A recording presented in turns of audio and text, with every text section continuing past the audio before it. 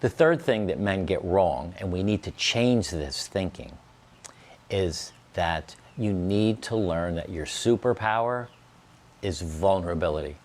You know, I've got some really good friends where we joke around and we, talk about sports a little bit. I don't talk about sports too much because I don't follow sports, but it's a very light relationship. And there's a text message once in a while, but it's light, it doesn't go deep. My best relationships are the ones that I have with men where I can actually get vulnerable and share my struggles, share what I'm worried about, share some successes, but really opening up to someone else about what I'm struggling with. Because frankly, if I'm struggling, you're struggling. If you're struggling with something and you tell me, I've got something. But we can hold each other's, we can hold each other in a safe place and have each other talk through the problem. In my book, The Evolving Man, and the link is below, the first chapter is listening. The second chapter is on vulnerability. And it really becomes a superpower, and that's how you can really build new friends. So let's talk about some things that you can do today. And don't forget, get the checklist down below in the notes, because this really will help guide you through this process. So here's the first action step that you can take to move out of this feeling of loneliness. The first one is admit you're lonely.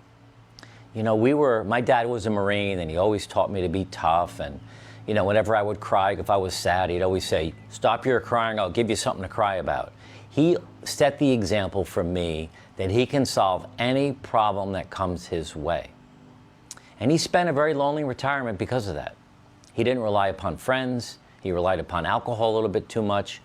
But you've got to make the move to go out and create friendships, because this is where the rubber meets the road. This is where a difference can really be made in your life. So the first step is admit that you're disconnected and admit that you feel lonely. That's the very first step in curing this and taking some actions to move forward. The second thing you can do, this could be fun, rebuild your weekly rhythm.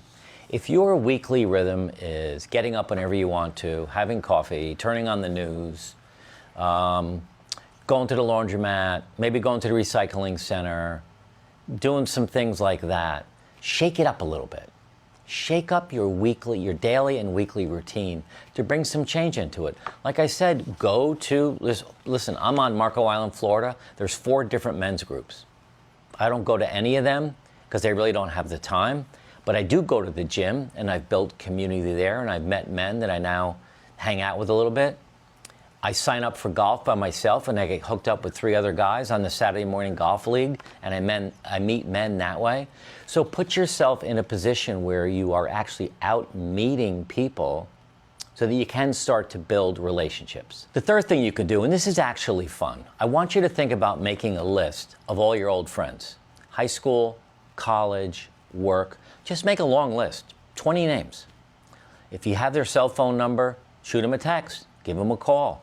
If you don't know where they are now, go on Facebook, go on LinkedIn if they were in your career, but reach out to some men intentionally from your past. Say, let's get together and have lunch. Can we just chat? What have you been up to? What's going on in your life? Meet some other retirees. I mean, you could start a book club, but the first thing I want you to do is make a list of people from your past that you can reconnect with, because you've got so much in common when you think about it. I just created a new text group with 4 of my high school buddies. Our 50th high school reunion's coming up. And I connected with Beebs, Bresh, Stork, all our nicknames, Booty, and Terry.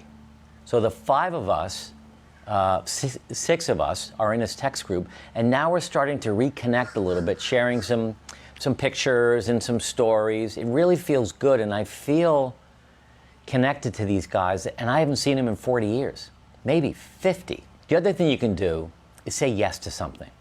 I'm sure during the day or the week or the month, people have reached out and said, "Hey, you want to go play golf? Hey, do you want to go to a movie?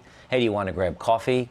Start saying yes. Start saying yes to every social event that comes your way. You might feel awkward at first, and you might meet people you don't really want to hang out with, but that's okay. You're getting out, getting spruced up a little bit, you're having some joy, you're having some conversation, that really is a good step towards healing this problem of loneliness. All right, the fifth thing you can do is create a connection calendar. Now, I, every Monday morning, spend some time looking at my list of people that I call my good friends. And they go back, the list is like 40 people. They're all in my cell phone, and I try to make it a point of calling 2 or 3 of them each week on an automatic basis so that I connect with them. And we always have a great call. We always have a great text exchange, whatever it is. And it really does make a difference for, first of all, they'll appreciate the phone call. Because I'm telling you, if you're lonely, there's a really good chance there are other men in your circle, on your list, who are lonely as well. And you know what? Ask them. Or tell them, hey, I'm feeling lonely today. I need someone to talk to. What's up? Let's have a conversation. I think that's that vulnerability piece. So practice vulnerability by being truthful, naming your problem loneliness, let your friend know about it, and have a conversation. Something good will come from that phone call for both of you. So I want you to think about doing that as well. So the sixth thing to think about with these relationships, and I touched on it a minute ago, is I want you to think about investing in the depth of the relationship, not just the activity.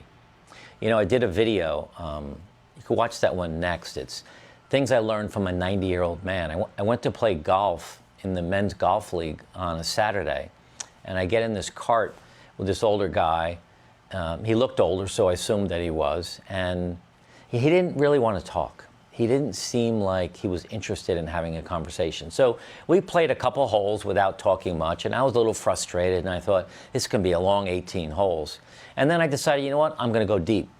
And I started asking questions about him, his life, his kids, his business, his career, the fact that his wife died 15 years ago, the fact that he's 90 years old, the fact that he used to be a golf pro in Vermont, and he's a 6 handicap, and he shot a 77 that day at the age of 90. The fact that his boys call him every morning at 5:30 to chat about the business he's still involved in. This guy is like an amazing person.